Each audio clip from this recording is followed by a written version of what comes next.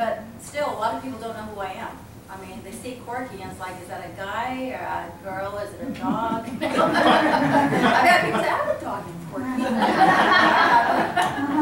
Corky. Corky, tell us a little bit about your background. Well, I was born and raised in Torrance, California.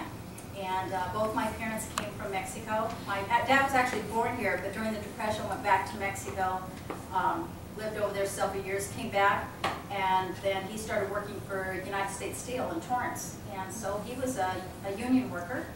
We were raised in a very conservative, myself and my other siblings, so there's 5 of us, and I'm the middle child. We grew up in a home that was very conservative, you know, very strong work ethics, very strong Christian-based home, very solid. A typical Latino family is very, very close-knit. I mean, I have uncles and aunts and cousins and everything. Bob always says, where don't you have a relative or someone, you know? And with that foundation that I had, I think it really helped me understand where I really needed to be in life. I struggled an awful lot.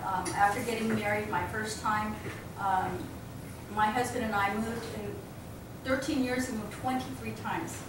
It was very, very hard. And I was raised in one house all of my life, just the one house. So when getting married and being moved around so many times, it was crazy. But I ended up in poverty, welfare, homeless, you know, went through the whole gamut. I mean, I was devastated to get from that point. And being from a Hispanic family, I was full of shame to get to that level. But it also, from that same shame and embarrassment and being humiliated, it made me even stronger to realize that I couldn't give up. I had 2 little babies that I needed to take care of, and I needed to do something. So came back home. I was living in Oregon, by the way, at that time. And I lived there for about 3 years, and I struggled with, I had to bake my own bread and grow vegetables, and we ate deer meat and turkey. I mean, every day, you know, we did whatever we could. And a lot of the neighbors help each other. So I liked that kind of environment. It was great. But I know I needed to survive, and I needed to get away from that. So at the very end, my husband had wrecked our only car that we had, and we had no money. So I came back with Mom and Dad took me in, and Mom took care of my children for me, and I found work. I was working 2 and 3 jobs, but I was going to make it happen. I was never going to allow myself, and I still don't understand why people can allow themselves to not lift themselves up and make something of themselves. I mean, you don't have to stay down there. You can lift yourself up. You can become someone. And I struggled really a lot, and worked hard. I mean, I didn't have a car most of the time. I either rode the bus or I walked. But those same strong work ethics that I had, you know, when I was growing up, my dad never gave us any money. He said, you want money, you go out and earn it. So I either babysat or I ironed, or I always have. But that made me proud. I love having my own money. I didn't want somebody to give me anything. It made me feel like I was worth something. And I think that that's where a lot of young people are missing that now. They don't understand that working and having your own money gives you value and worth. It gives you self-esteem. To be waiting for somebody to give you something and then being totally dependent on them is just, I mean, how can you feel good about yourself? You can't. So over a period of time, I found someone to work for that made me realize that I had so much to give. I started working for Pete Ellis. I don't know if you all remember him. He was a car dealer out of Southgate. Sure. Beach Freeway. Remember the bouncing ball? The bouncing ball, yes. He was great. He was great, and he still is great. I haven't seen him in a while, but he took me in. I was just a little administrative assistant, and he said, you know, Corky, he says, I've listened to you and I've seen you. He said, you carry yourself well. Well, I want you to go out and represent me. So he belonged to all these different boards, the Make-A-Wish Foundation, the Red Cross, and you know, and the United Cerebral Palsy Spastic Children's Foundation. That's where I met Bob. It made me realize that I wasn't, because my husband, who, it's interesting, I'm really telling you guys too much. Wonderful.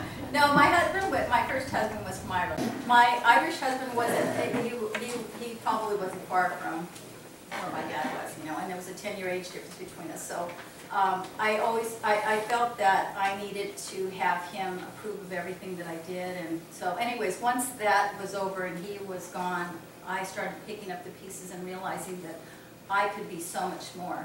And with being able to be in charge of things, I was struggling for my children, and I wanted to be successful, so every challenge that he gave me, I went out there and I did 150%, because I wanted him to be proud of me. And it was wonderful. I got so many different connections and so many different things that were, that's why I don't believe when I hear other Latinos tell me, oh, well, the opportunities are not there for us. Doors closed. Baloney. I have never ever had a door close on me. I've always been able to go over and say, look, this is what I have to offer, this is who I am. You need me. and I've always done very, very well that way. So just a very short period of time I didn't work, and I think that was when Pete Ellis went out of business. It was very sad for me. He lost it all, and so everybody lost their job. And that was probably one of the lowest times of my life, because I was at a high and then everything got dropped down. But within 3 months, I had a job again, and it was people that had met me through Pete Ellis says, come and work for me, you know, come and work for us. So I went to work for a hospital.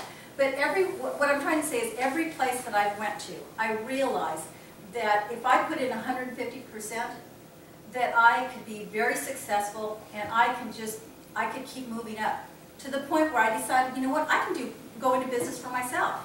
And I started PR and marketing, and I just did really well. I mean, I wasn't making a lot of money, but it was doing pretty good. I was feeling good about myself and whatnot. And then eventually I went into got talked into selling cars, and I started selling Cadillacs at Martin Cadillac out in West Los Angeles, and I did really, really well there too.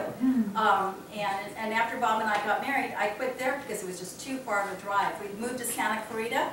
Bob had his 2 young daughters, and I had my youngest son. At that point was like 13 years old, so we had some kids to raise.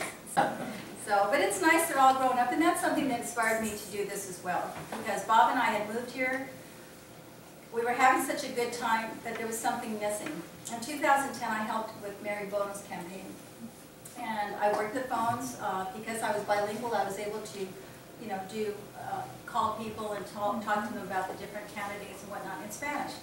And that's where I met Nalita, and she told me about, you know, the other Republican women's groups and all these things going on. So I told Bob, you know, I want to get involved, and he was very supportive. And I got to the point that this year, or last year, at the end of the year, I thought, I'm going to run for city council in Indio. And they go, no, you don't really want to run for Indio City Council this year, because Lupe is running, Glenn's running, you know, and so they said, wait till 2014. I thought, oh, okay, fine.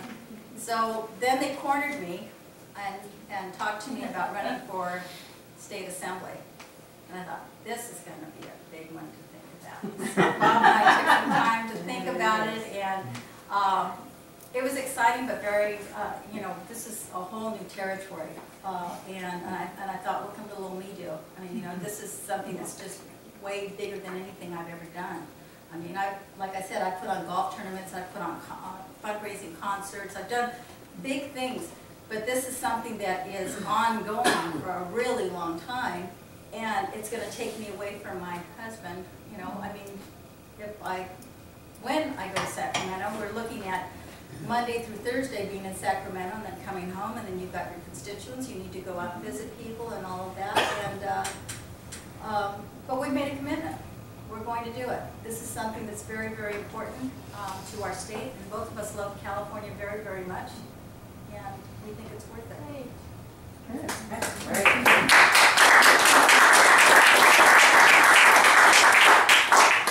Corky, I just want to say something. You are so inspiring. The 2 principles that I believe in that are the foundation of the Republican Party is self-empowerment and individual responsibility. And you are a total testament of that.